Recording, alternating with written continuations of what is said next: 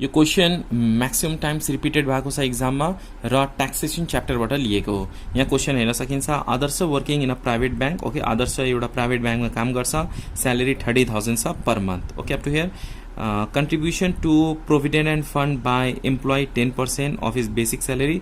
उसको जति स्यालेरी छ 10% उसले प्रोभिडेन्ट फन्डमा उसको जम्मा हुन्छ, जसलाई हामी ट्याक्स तिर्दैनौँ। प्रोभिडेन्ट फन्डमा ट्याक्स तिर्नु हुँदैन।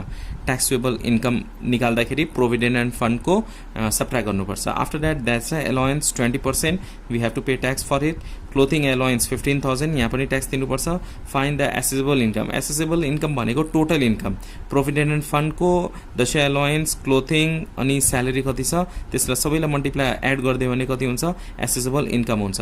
त्यसपछि ट्याक्सेबल इन्कम। ट्याक्सेबल इन्कम भनेको जुन इन्कममा हामी ट्याक्स तिर्छौँ, त्यसमा कन्ट्रिब्युसन इन प्रोभिडेन्ट फन्डमा ट्याक्स तिर्दैनौँ। ट्याक्स त्यो भएर हामी के गर्छौँ, प्रोभिडेन्ट फन्डलाई सब्ट्र्याक्ट गर्छौँ and we will get taxable income. So let's take a start. Here monthly salary is equal to कति छ, 30,000। मजाले हेर्नु होला फर्स्टदेखि लास्टसम्म।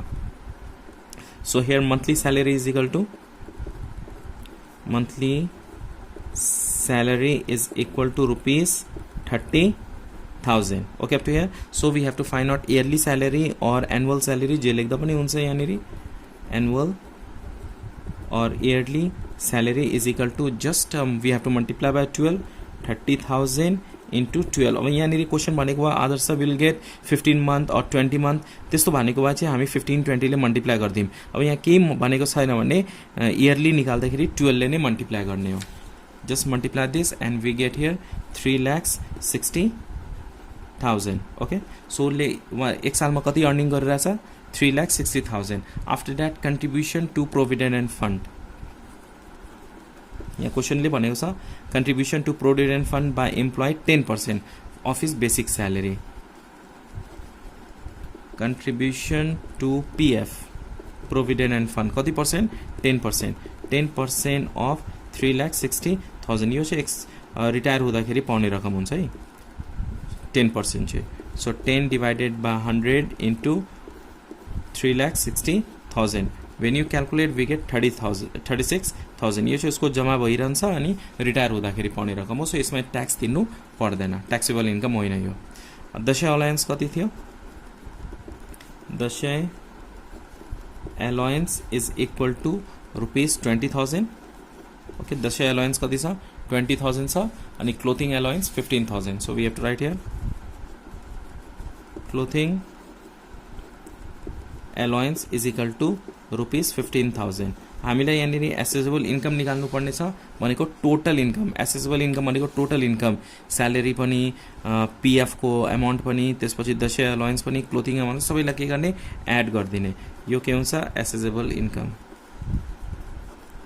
Accessible income is equal to just write down in formula and annual income plus contribution to provident and fund plus Dashain allowance plus clothing allowance। Okay, सबै add गरिदिने हो। So income कति थियो 1 इयरमा, 3,60,000। So we have to write here 3,60,000।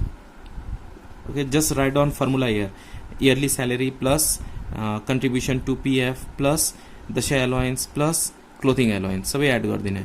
Plus यहाँनिर contribution to PF provident and fund कति आउँछ उसलाई, 36,000 आउँछ, प्लस दशैं अलायन्स 20,000 आउँछ, प्लस क्लोथिङ अलायन्स 15,000 आउँछ। यो सबै एड गर्दाखेरि एसेसेबल इन्कम भयो रुपिस 4,31,000। ओके, यो चाहिँ उसको इयरली इन्कम भयो। अब यसमा के गर्ने, ट्याक्सेबल इन्कम निकाल्नुपर्छ। अब 4,31,000 को ट्याक्स दिनु पर्दैन। ओके, सो ट्याक्सेबल इन्कम निकाल्ने, त्यसमा चाहिँ कन्ट्रिब्युसन टु पिएफ सब्ट्र्याक्ट गर्नुपर्छ, प्रोभिडेन्ट एन्ड फन्डको ट्याक्स दिनु पर्दैन। सो ट्याक्सेबल इन्कम निकाल्दाखेरि assessable income minus contribution to PF provident and fund subtract गरिदिने। एसेसेबल इन्कम कति छ, 4,31,000 minus PF provident and fund कति छ, 36,000। अब जस्ट क्यालकुलेट गरिदिने and we get here 3,95,000। 3,95,000 is a taxable income. अब ट्याक्स कति तिर्नुपर्छ यो क्वेसन पछि क्वेसन गर्न सकिन्छ। यो चाहिँ ट्याक्स तिर्ने रकम भयो। ट्याक्सेबल इन्कम कति छ 3,91,000। अब क्वेसनमा हामी योभन्दा अगाडिको पार्ट 1 पार्ट 2 मा हामीले कुरा गरेका थियौँ यति इन्कम हुँदाखेरि 1%, त्योभन्दा बढी भयो भने 10%, देन 20%, यस्तो खालको क्वेसनहरू हुन्छ। यो क्वेसनमा चाहिँ हामीलाई एसेसेबल इन्कम र ट्याक्सेबल इन्कम मात्र फाइन्ड आउट गर्नुपर्ने। Hope you understand this question. For more videos please subscribe and do not forget to share with the friends. Thanks for watching till last. Keep supporting and keep sharing.